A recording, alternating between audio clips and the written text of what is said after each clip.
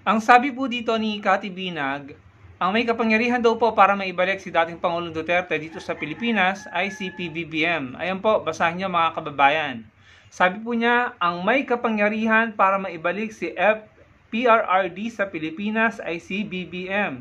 Cathy Binag. Ayon po yan sa SM9 News. Ngayon mga kababayan, ito po yung masasabi ko dyan. Nare-recognize nyo naman pala, kinikilala nyo naman pala na ang may kakayahang maipabalik si dating Pangulong Duterte sa Pilipinas ay si Pangulong Bongbong Marcos Jr. Anong ginagawa nyo sa presidente? Hindi ba mga kababayan, anong ginagawa nyo kay PBBM? Pambababoy, pang-aalipusta, pangmamaliit, pambabastos, at puro negative ang ibinubuga ng mga vloggers nyo, ng mga DDS patungkol sa administration niya. Bakit ko nasabi? Pakinggan nyo po si Harry Roque at nang inyo pong makita yung patunay doon sa sinabi ko na puro pangmamaliit, puro pang-aalipusta at puro panlalait at paghila pababa ang ginagawa nila sa Pangulo natin ngayon. Pakinggan natin mga kababayan. Ang ating mga komunidad ngayon, bumalik ang kriminalidad, bumalik ang droga. Yan bang sinasabi natin na nagtatrabahong presidente? Mga magpapapicture-picture siya sa palengke. Bakit? Bumababa ang presyo ng bilihin nung siya nagpapicture-picture sa palengke? Di ba wala namang epekto yun? Mataas pa rin ang presyo ng bilihin. At kung ano yung mga hanap buhay, di umanong ginagawa niya. Paano gagawa siya ng kung ano nung hanap buhay? Wala naman siyang college degree. Hindi ko nga alam kung high school man lang natapos niya Pero sigurado ko wala siyang college degree. Kaya tigil na yung mga pa-picture-picture na wala namang kabuluhan dahil alam natin wala siyang profesyon, wala siyang trabaho na magagawa dahil wala nga siyang college degree. Ayun. Sabihin nyo nga sa akin, anong pagtatrabaho ang ginagawa ni BBM? Yung mga pa-picture-picture ba yan? Yan ba talaga ang trabaho ng isang presidente? Hindi po. Ang trabaho ng presidente, magbigay solusyon sa problema ng bayan. Pero ang presidente Marcos Jr., siya ang problema ng bayan. Dahil hanggang ngayon, hindi niya pinasisinungalingan yung paratang na siya. Paano niya ngayon hahabulin ang mga drug lords, ang mga drug pushers, at ang mga siya mismo, ayaw niyang pasinungalingan yung mga paratang sa kanya na siyang numero unong user ng Pilipinas. Yan ba pagtatrabaho ng Pilipinas? Maya naman kayo dyan. Ano ba yan? Nakakakilabot naman kayo. Ayun, mga kababayan, narinig nyo po. So uulitin ko, balik tayo sa sinabi ni Cathy Binag. Sabi niya, ang may kakayahang maipabalik si dating Pangulong Duterte sa Pilipinas ay si PBBM. Tama naman, si PBBM po ang may kakayahan at may hawak ng desisyon kung papayagan na makuha ng ICC si dating Pangulong Duterte or maibalik si dating Pangulong Duterte dito sa Pilipinas. Si PBBM po ang may kapangyarihan dyan. Pero ano nga ang ginawa nyo ng kampo nyo, Cathy Binag? Ikaw mismo, yung mga paratang mo, yung mga akusasyon mo, anong ginawa nyo? Pinaninindigan nyo yung mga akusasyon nyo pero hindi nyo naman kayang patunayan sa korte. Hindi po ba mga kababayan?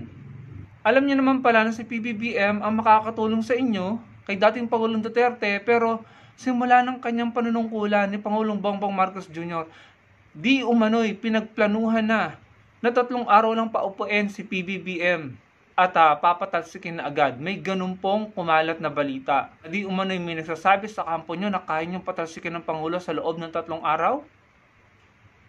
Tapos anong ginawa nyo? Araw-araw kayo nagra-rally? At sa mga rally nyo, anong sinisigaw nyo? Yung mga sinisigaw at sinasayaw ni Maharlika Vodjahera at ni Harry Roque, bangag, ngiwi, polboronic, butod, at kung ano-ano pang mga paninira ang naranasan ng Pangulo. Hindi lang ng Pangulo, pati ng First Lady. Kung ano-anong intriga ang sinasabi nyo na isinugod sa St. Luke's, na nagjombagan, na may sinasabi pa si Maharlika, may di umano'y nag-orgy daw, na si FL ay nakakulong sa Amerika. Andyan si FL So ngayon talagang napatunayan namin na kasinungalingan yung ginagawa nyo. Ngayon, nasaan yung katotohanan doon sa ikinalat ni Maharlika na nakakulong ang First Lady sa Amerika? Diba yun yung pinakalat ng mga DDS, mga kababayan? Bakit ngayon, hanggang ngayon, andyan, malaya si FL? Nasa na yung mga nagkalat ng kasinungalingan na yan? Tapos ngayon, gusto nyo kaming maniwala sa mga paandar nyo patungkol kay alias Rene? Para siraan si Senator Rizon Tiveros? Na si BP Sara mismo ang nadulas na nagsabi na nabasa na daw niyang affidavit ni alias Rene, hindi pa man daw lumalabas sa publiko ang video nito. Ano yun? Anong ibig sabihin nito? Na alam na niya na may ilalabas na video si alias Rene? Na alam niya kung sino mga humahawak kay alias Rene? Or baka, mga kababayan, kayo na po ang humusga. Hindi po ba? Puro kayo intriga, puro kayo kontrobersya, puro kayo paghilap pababa sa Pangulo, puro kanigahan ang maririnig mo kay Harry Roque sa araw-araw na ginawa ng Diyos. Araw-araw pong ginagawa ni Harry Roque yan. Tignan niyo po yung kanyang platform sa Facebook, sa TikTok. Puro negative. Ang yabang-yabang. Pero nasa ibang bansa naman. Hindi naman makauwi sa Pilipinas. Sabi, iuwi daw si dating Pangulong Duterte dito. Dahil meron daw tayong gumaganang hustisya dito. At dapat sa hukuman natin husgahan si dating Pangulong Duterte. Yun naman pala, Roque, bakit hindi ka umuwi? Bakit hindi ka umuwi kung naniniwala ka na meron tayong gumaganang hustisya dito? Ikaw at saka si Celis, bakit kayo naghahanap ng asylum sa ibang bansa? Hindi po ba, mga kababayan? So para po sa akin talaga pong nakakaaduwa, nakakadiri yung mga pinaggagawa nyo. Nakakadiri dahil sasabihin nyo, si PBBM ang may kakayahang magpabalik kay dating Pangulong Duterte dito. Pero habang nire-recognize nyo yung kakayahan ng Pangulo, anong ginagawa nyo? Binababoy nyo, binabalahuran ninyo sa social media, sa mga fake news, sa mga AI, sa mga edited na photos at videos, at sa mga intriga na ginagawa ni Maharlika Budjakera na ikinakalat nyo, pinaniniwalaan nyo. Pero ang hindi nyo nare-realize, kayo yung minamalas, kayo ang miserable, kayo ang sumasambot lahat ng karma ngayon. Pero yung mga taong inaalipos at nilalait nyo, malaya, nakakapagtrabaho, nakakapagserbisyo sa bansa. Yung mga pinupuon nyo, mga idolo nyo, ayan, nakakasuhan, nakakulong, umaalis ng bansa. Ayaw magpa-aresto, nagtago pa yung iba. Yung iba, nagkaroon na ng conviction. Hindi kayo marunong rumespeto sa taong nanunungkulan. Respeto na lang sana eh.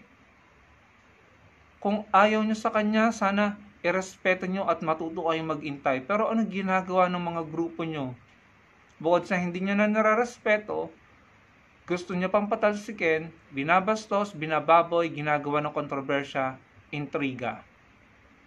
Kaya, natural lamang, kahit naman ako yung Pangulo, ay hindi ko talaga kayo tutulungan.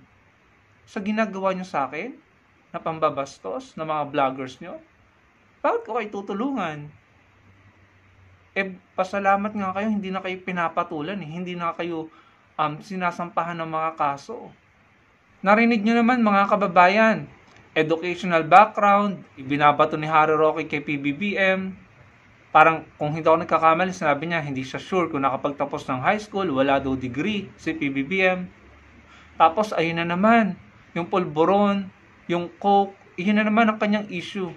Ganyan po si Harry Roque, araw-araw mga kababayan. Tapos, kung hindi ako nagkakamali, sinabi niya makakabalik daw siya sa Pilipinas once na mag-step down si PBBM. Unfortunately for you, Harry Roque, kung kakamping or loyalist ng Manalo sa 2028, hindi ka pa rin makakabalik dahil hahabulin ka pa rin ng mga dapat habulin sa'yo. Ngayon, kung sinasabi mo na kung Duterte or DDS ang manalo at makakabalik ka na, ibig sabihin ba nito, buburahin na nila lahat ng mga dapat na habulin sa'yo? Or yung mga dapat mong panagutan? Ganun ba yung sistema nyo? Ganun ba yung estilo nyo? Well, unfortunately for you, sisiguraduhin namin mga loyalists or kakamping na yung mananalo ay mga Pilipino ang pagsisilbihan, hindi mga politiko, at lalong-lalong hindi na maka-China. At lalong hindi kayo magkakaroon ng pag-asa kung magkaroon man ng alyansa or unity or unipink na tinatawag para lalong hindi kayo makabalik sa kapangyarihan. Dahil sobrang sa pakiramdam ko nababoy ang justice system, ang mga proseso ng batas, ng due process noong nakaraang administrasyon. At sana wag na pong maulit yan mga kababayan. Yung sinasabi ni Harry Roque na nagbalik na naman daw yung pinagbabawal na gamot, yung mga krimen, isang malaking kahangalan po yan mga kababayan dahil hindi naman po yan nawala. Kahit po magkabungkalan tayo nung panahon ni dating Pangulong Duterte, meron pang mga namamasaker, meron pa nga mga nara-riding in tandem. Yun na nga lang pong mga kaso ng missing sa bungero. Anong tawag mo doon, Harry Roque? Hindi ba krimen yun? Tapos yung mga bilyong-bilyong halaga ng shabu na nakakapasok sa custom at mga milyong-milyong halaga ng shabs na nakikita sa dalampasigan ng Pilipinas. So wag kayong hangal, hindi naman nawala ang krimen. Kung akong tatanungin nyo, mas safe at mas payapa ngayon kumpara nung nakarang administrasyon. Dahil nung nakarang administrasyon, umabuso ang mga pulis, ginamit nila ang kanilang pagkapulis para sa kanilang mga gawaing mali at iligal. At nakikita naman po natin sa balita mga kababayan, natutuklasan natin na maraming pulis nung nakarang administrasyon ang naging tila protektor ng mga sindikato, mga kababayan. At ginamit nga po ang kanilang pagkapulis para mang-abuso ng mga sibilyan. Yung mga EGK na yan. Kaya ikaw, Harry Roque, hanggang ganyan ka na lang. Abogado ka pa naman pero hanggang pang-iinsulto, panlalait, hanggang sa pagbungkal, paghahanap ng negative ang ginagawa mo. Puro kanegahan ang ginagawa mo. Puro hatred ang nasa puso mo. Hanggang ganyan ka na lang at mananatili kang ganyan kapag kakamping or loyalist ang manalo sa 2028. Yun lamang mga kababayan, ako naman po'y sinasagot ko lamang po ang mga ginagawa ng mga ito na talaga namang wala na po sa katwiran at maling-mali. Salamat po sa panonood. Sana po'y malike niyo ang video at makapag-comment kayo at magkita-kita po tayo sa susunod kong video. Salamat po.